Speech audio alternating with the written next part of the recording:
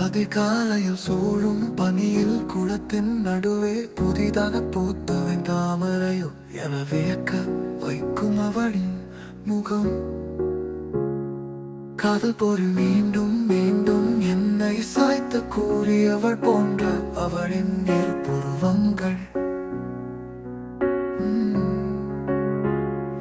இயற்கையின் உணர்ச்சிகளின் நூற்றாக பொங்கும் எரிமலையே அடக்கக்கூடிய அவளின் பார்வை.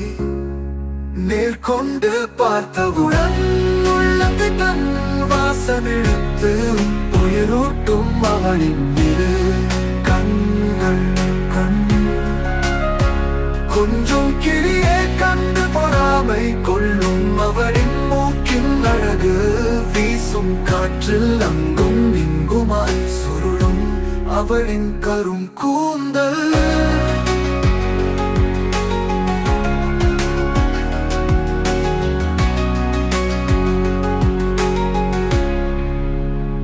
அலை பாயும் என் மனம் அடங்கி கிடப்பது அவள் மடியில்தான் எனவளே.